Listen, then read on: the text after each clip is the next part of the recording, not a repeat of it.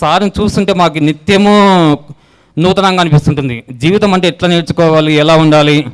నిన్న సార్ని కర్నూలు కలిసాం. నిన్న సార్ చేయిస్తుంటే ఆ ఎనర్జీ లోపల మొత్తం దిగేస్తుంది, ఇలా నా లోపలికి బాడీలో మొత్తానికి.